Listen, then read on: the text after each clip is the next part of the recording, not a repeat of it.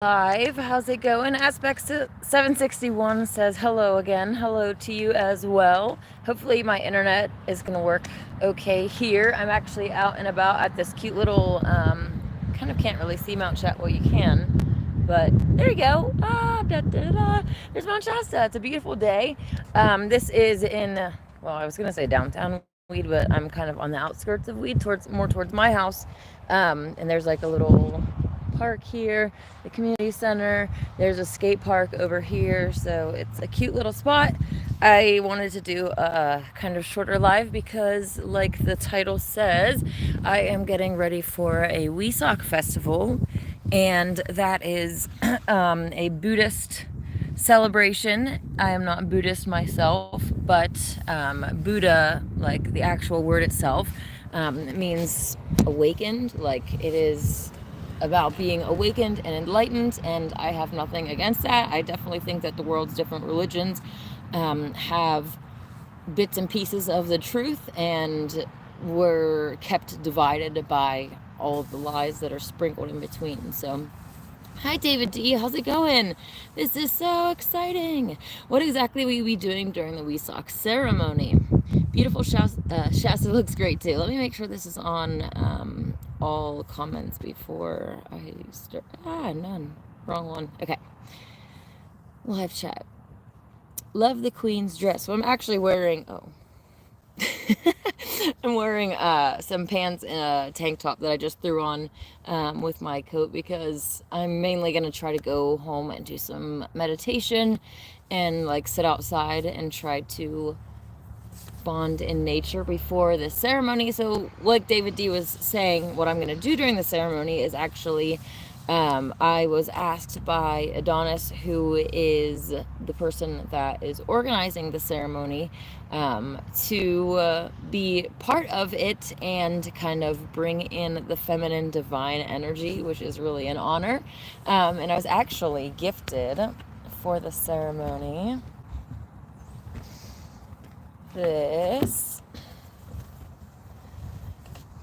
singing bowl. Da, da, da. It's actually like when you feel the texture, like you can actually feel that there's texture, like it was hand engraved basically. But this is called a Buddha Tara bowl, and I received this, and so that's what kind of got me into looking at what Buddha Tara is, or who I should say, who Buddha Tara is. And basically she is the mother of all Buddhas, and she represents this like mother energy. And she is focused on like compassion and liberation, and for me to find that and like I didn't know who this entity was and like what she stood for, and like being asked to do that and then learning about that and having that connection is like really cool. So I'm super excited about this. I actually never in this lifetime have used a singing bowl before, so this is gonna be an interesting experience to say the least. To be honest, I'm not really sure. Both were a gift, and I just got it within the last few days. So they have different types of mallets with like different materials and stuff. I'm not 100% sure if this is like a suede or if it's like non-vegan. So I'm definitely gonna be replacing this. But other than that, I really love this gift, and I'm super excited, and it kind of is interesting because of my vegan standpoint. The thing is that no one knows what this is, and I don't know. I don't have a source to buy. Well, maybe Mount Shasta would have one. I'll go look after this. But anyways, there is an opening little thing to the ceremony. I believe it's called a kata, and they have this silk scarf that's passed around the room, the group, and you're supposed to basically like you honor the light within other people, and I definitely agree with that. Like, let's find our light and embrace it and become the most bright lights that we can be to make this world a better place. So I was really excited about that, but then I'm like, crap, if that's a silk scarf, I really can't be like. So I was really weighing heavy on me, and so I met up with Adonis yesterday, and I even brought the bowl back to bring to him. And I was gonna say, you should find someone else that can do it, that can be a part of that opening, connection time. Otherwise, I can't really go and not be part of that and then come in and hope that like my energy is receptive, because it's like you're setting the precedence of being separated from the group at the beginning. So thankfully he assured me like almost immediately that the soap was vegan, that was like a cotton based thing, and that like real silk scarves would have costed like a lot of money, and it also goes against their like principles as what they're doing. So that's really cool. I've had a few in-depth conversations with this person, and I'm really excited. It sounds like we're on the same wavelengths about how Earth should be a new Earth and how everything should be free. So I'm really excited about that, and making new relationships in Mount Shasta. And but I am kind of a little bit nervous because I've never really like played with a singing bowl before, like these experiences, and it can take a while to get it going, and I'm not sure if the wind is going to affect what's going on here either, but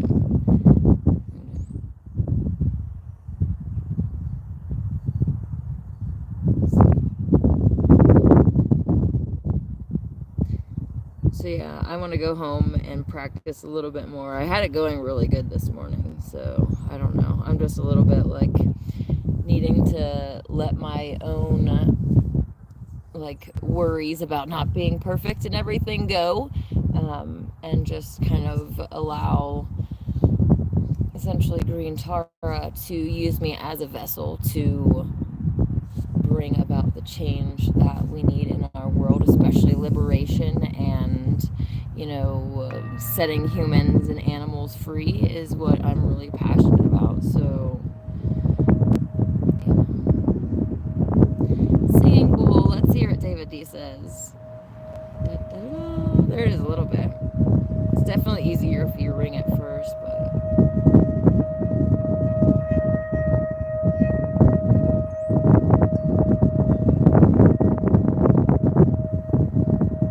hey Kyle, how's it going? I saw another comment from you, but that was before. Right, let me scroll back.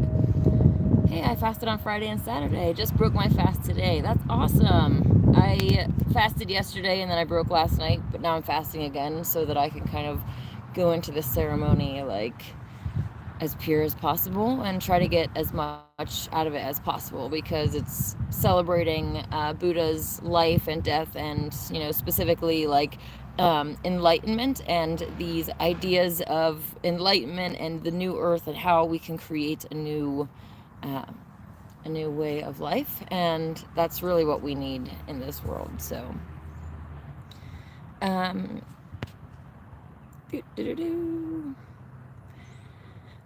yes, it is a really nice day. I struggle with fasting as I do very physical work, and I don't have enough energy to do the job when I don't eat at all. That's definitely understandable. I actually just ran into my friend, well, on my live stream yesterday, Drummer David. He's been fasting for 90 days, but he definitely doesn't have a very tough job like you've told me about before. It's way harder the more physically demanding that any of the activities that you're doing is.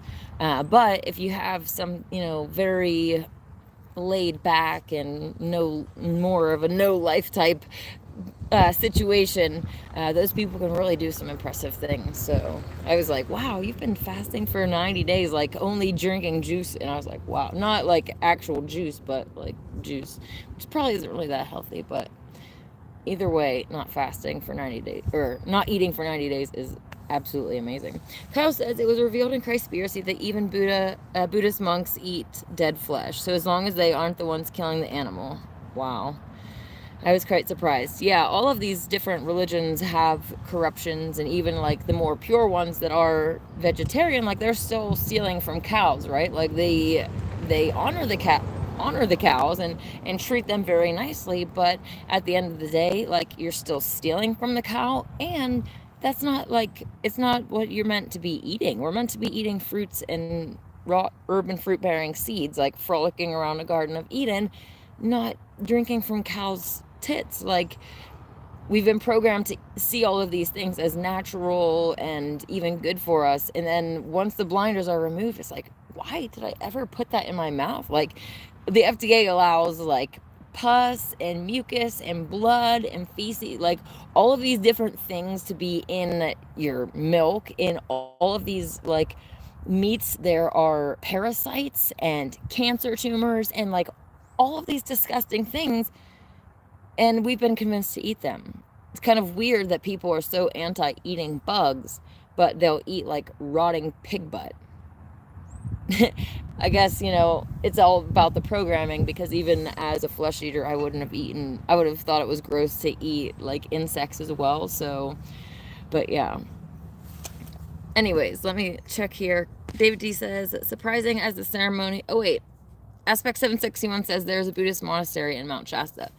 I'm not sure that they're doing anything, which is kind of weird if not, but they're not, at least not promoting it online to anybody. There used to be very large Wesak festivals here in Mount Shasta, and then someone else took over and they started dwindling over time to where this year the only person that I know of that was that's organizing one is the one that I'm involved in. It's going to be interesting to see if other, like some of the Mount Shasta spiritual leaders and stuff come out and like they don't like me, and then they have to like sit through a ceremony of me bringing in the feminine divide, and they're like, oh, this girl, can't she just go away? No, I can't. My soul came here for a reason, and part of that reason is to sit here and call you supposed spiritual people out for charging $300+ that's on the low end, $300+ for your stupid ceremonies that nobody even leaves feeling changed. Sure, you might have made some friends, you might have done some drugs or something, but like, where is the actual profound change that's making people different, that's making them better, instead of these supposed spiritual experiences where you go home and you just go right back to being the same that you were before? Like, that's not what these spiritual things should be about, and they definitely should not be charging for them. Like, all of my events are free, and I prepare a huge buffet of food for free, and there's no need to charge for it. Like, anyways. Now back to David D's comment. Surprising as all the ceremony, they can't eat meat. So they do it early in the day so they can eat meat, right? I was actually reading something about that this morning too. In specifically green Tara, there's different principles, and obviously it makes sense. Well, let's just back up for a second, because like 2 of the principles are like, do not kill and do not steal. So that means that you have to be vegan, because killing is non-vegan, and taking eggs, taking milk, taking honey, that's stealing. So by your own principles, if that's the 2 first ones off the top, you got to be vegan by default. But yeah, this article I was reading this morning about the green Tara was talking about not eating flesh when you work with her, which makes sense, again, because of compassion and liberation for all. She's the mother of all, this Mother Earth energy of how I've mentioned before, Sophia is all physical matter. 2 different religious beliefs, same deity, right? There's only one Mother Earth. There's only one who is the mother of all of us. And she's not only the mother of the humans, but also the mother of every other species, right? She's the mother of the cows too. She's the mother of the chicken, the sheep, all of these other species. So I really connect with that energy, and that's one of the reasons why I'm so passionate about veganism and like my mama bear claws come out, because that cow is my baby. Like, I see them as my child that needs protected. Like, obviously I'm not saying, oh, that cow looks like me. Like, I don't actually see it as my child, but like, those are the feelings that I get. And it's, if you have a pet, you can understand that, right? How many times do people say, oh, the pet's part of my family, they're my baby, they're, whatever. It's the same kind of maternal connection or familial connection that you can have with your pet that I have with these domesticated animals. And so that's one of the reasons why I'm so passionate and like I can be very aggressive, because mama bears are aggressive. You come after their baby, they're going to tear you to pieces and ask questions later. They probably won't even ask questions later because they're just going to be happy that their baby's okay. David D says, I really don't understand non-vegan monks. Yes. It has to be more, maybe like due to their programming, and like if the certain group of monks that they are with like doesn't have strict rules, they're clearly not connecting to the creator for his will. So what is the purpose of what they're doing as monks or any of that, right? Isn't that the point of like being a monk or a nun or something, and that you like you live a life that's dedicated to God or to the divine, whatever you want to, however you want to call it, and do what they want you to do and live how they want you to live? Like, I don't know. David D says, Queen seems extremely feminine today, surprisingly, with all your fasting. Oh, well, thank you. Kyle says, sorry I missed your live last night. I didn't even get a notification. Aw. I watched it afterwards, though. I hope you had fun. I did, actually, and I met one person in particular that was at this event. Me and my friend David were sitting there, and then this other guy was there, and he said that he was vegetarian and was kind of trying to make an argument for honey. And I was like, it's still stealing. Like, is it okay for me to come into your house and decide how much is okay for me to take, and how much that you have that's left is good enough? Because that's what you're doing to bees. You say, oh, we make sure that they get enough. It's like, who are you to determine that they have enough of what they have flown around and collected? Can I do that to you? Can I come into your house and take your things? They had some like stuff on the table, and my friend Dave had these two like fruit juices, and so I grabbed a few of the other guy's stuff, and I looked at Dave's juices, and I saw whatever one was less full, and I gave it back to him like, all right, you guys have enough stuff. This is mine. I'm taking now. You have enough. Don't complain. Like, making an actual object lesson out of it. So hopefully that helps, click in their mind. And I actually had to explain to somebody else that cows don't just produce milk like females. Like, we don't just have like milk ready to go whenever. When you actually get pregnant, it triggers a lot of different responses in your body, and producing milk is one of those things. So with cows, they have to become mothers to be producing milk. And then I went through explaining how the farmers do this, and how they don't allow the cow and the bull to go together and have a little fun in the field. They get doctors, they get other farmers, vets, sometimes are the ones that come to do the impregnation. The farmers go and collect the semen, take that, go and put it into a bull, oftentimes, or into a cow. Then they'll take those embryos and then sell the embryos. They're literally, that's baby trafficking. It might not be humans, but it's literally child trafficking of other species. And that's what common practice is with the animal agriculture industry. All of these animals are babies. Like, they don't get to see full maturity, full life. As soon as that cow is old enough, like, can you even imagine if this was a human? As soon as a human female is old enough, she's forced to be pregnant to start carrying children. These days, especially because of all of the hormones and stuff they're eating, that's like sometimes 8 years, even earlier. Like, that's ridiculous to think about it. When you're thinking about it being humans, you're like, oh my gosh, that's evil. But then all of a sudden, when it's a cow, it's like, oh, this cow is 4 years old, let's knock it up. It's like, they're not even 4 years old. They're actually, I think, maybe 5 months or something. Cow and animal years are different than our years, and like the same way that dog years are kind of considered differently because of their aging process is differently. And like I said, these animals don't even get to see maturity, because the average slaughter for some of them is like 5, 6, 7 months old. So yeah, anyways, I got to have those cool conversations, and that was really fun. And yeah, so yesterday was fun. Live music all day, vendors. You guys kind of got to see what I was doing. But today is a new day, starting, a new chapter, and like I said, this is like the first Buddhist anything I've really been involved in.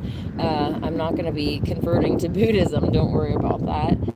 But like I said, all the world's religions have different truths in them, and wherever those truths are, I want to embrace them. Anything that can help to like awaken humanity and make it better, that is something that I want to embrace. So hopefully you kind of feel that same energy in wanting to enlighten others, and not just some shallow meaning, but one of the mantras or something that it ended with, like, may I reach enlightenment for the betterment of all, right? Like, may I wake up and may that help everybody else in the process, because it's not just something that we want to keep for ourselves.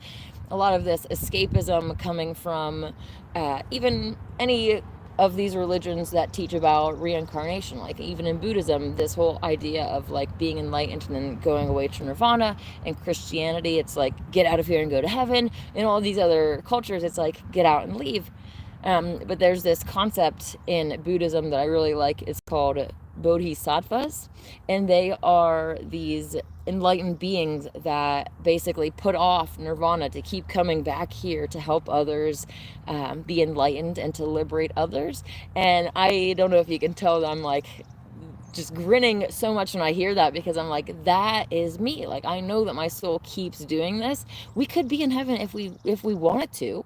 We all came here for a reason to this earth, and I know for me that the reason is to help enlighten and liberate others, enlighten and liberate others. So like I'm saying, I'm super stoked about this like Green Tara connection and going through this festival, and I'm not sure that it's going to be like live broadcasted or anything.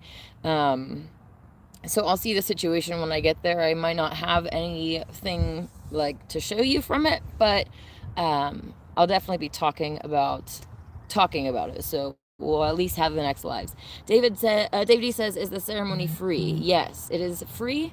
And that's one of the things on the poster on Facebook or whatever, the event page that says, like, in keeping with the vibration and the thoughts of New Earth, this is a free event, welcome for everyone. My friend actually yesterday told me that in previous years they actually charged a lot to go into the Mount Shasta ones. But I know that they also had like a bunch of these like popular speakers and stuff, so they try to make it like this huge big thing and then charge people for it, rather than, hey, let's make this huge big thing and not charge anyone for it and see how many people that we can get.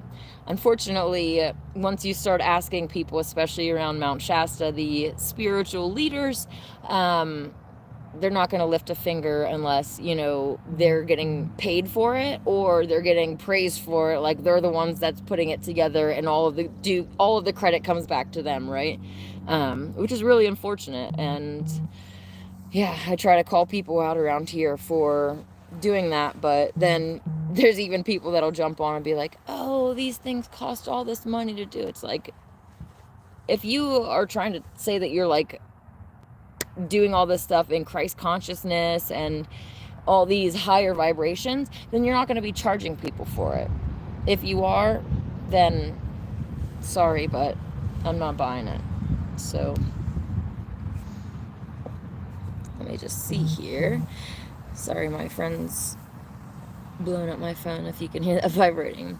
David G says, are any truly connected monk, Buddhist or otherwise, any truly connected one will be vegan? Yes, exactly. Aspect 761 says, I think Shaolin, is that how you say that? Monks are vegetarian. Okay. Vegetarian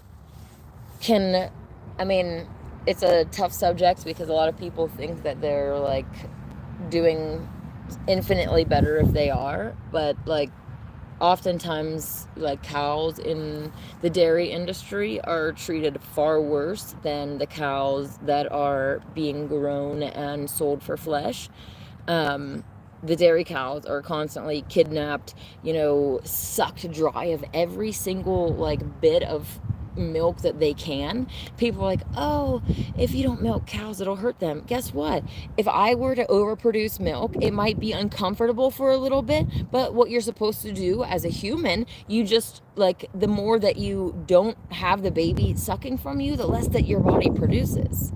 And if you're still overproducing, you should probably look at your diet. Maybe eating cow's milk, all of these things that dairy cows are given to make them produce more milk, that would definitely be a factor.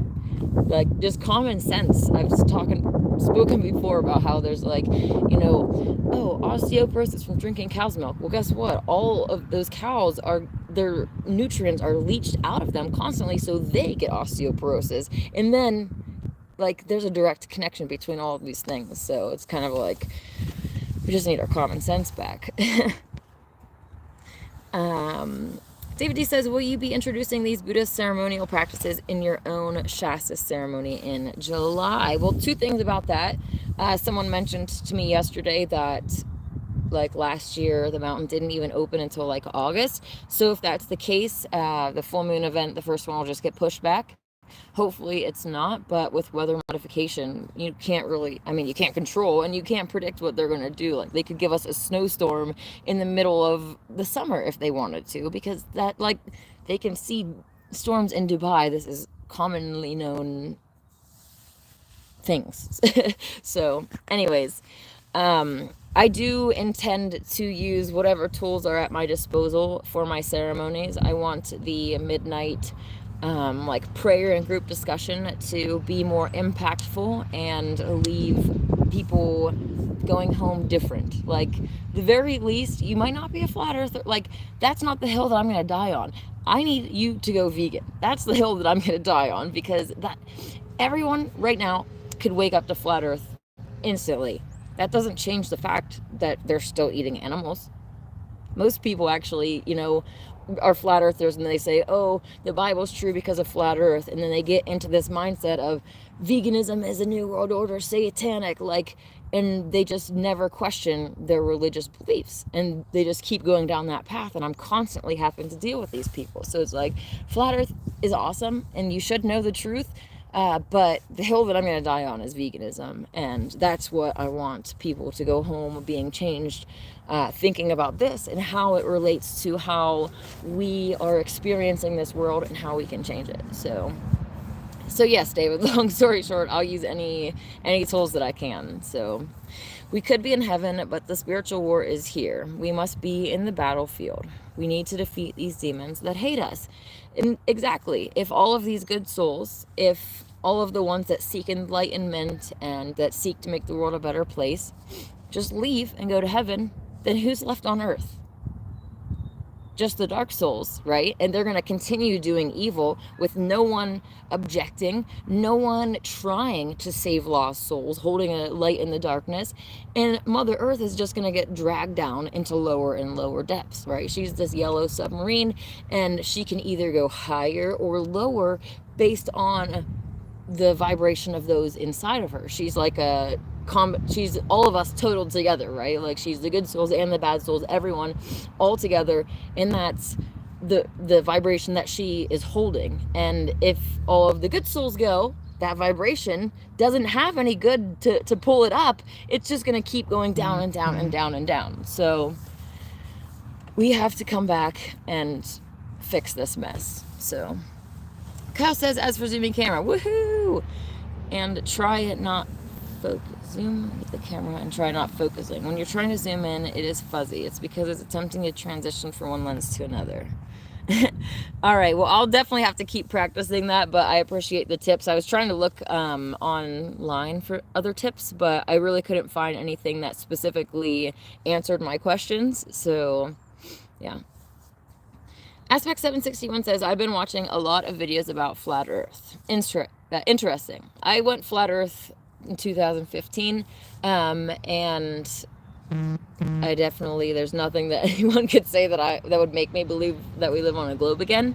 I would rather have the knowledge that I live on a stationary plane under a dome, and, like, I know the sun's not 93 million miles away. I know that the sun and moon produce their own lights. Like, there's a lot of things that I know for sure, but there's also a lot of questions. I don't subscribe to any map or any model because I don't trust the people that make them. Until I can travel freely, why would I trust you when you guys have lied to me my whole life? You've literally earned zero credibility. So as far as your flag, or your flag too, your map goes, you can keep that to yourself because you've lied about every single other thing. anyways, it's better to have some of the firm truths and knowledge and still have questions, rather than be in this globe model where you know everything. You have every question to every single answer, every answer to every single question. And it's like this arrogant, like, ignorance, because you know, and you're absolutely wrong. So yeah, choose a little knowledge with more questions than all of the answers with no actual truth and facts. So Divity says you want to change people at a core level, want to see spiritual transformation. Exactly. And that's one of the reasons I want to write my own songs too, because I don't want to just go up there and play like love songs and anything that's really superficial, especially when they're all made by inverts, and there's backmasking and different jokes in the language.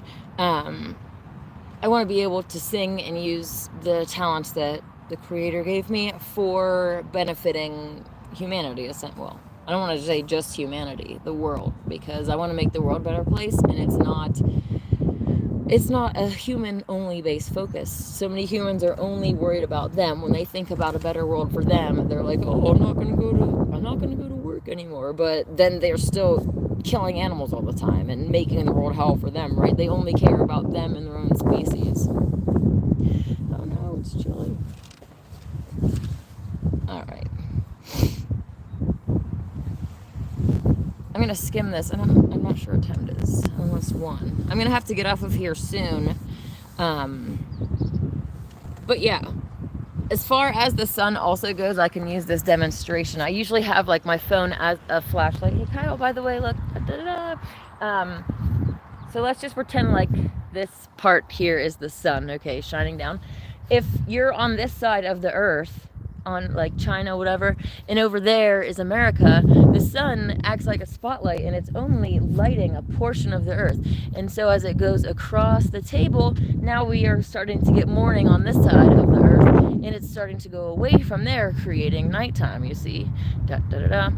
And as far as where the sun goes during night, a lot of people do say that it is spinning on the top of the earth in circles, but there's also this idea in the book of Enoch, in the laws of the luminaries, which is really, really cool.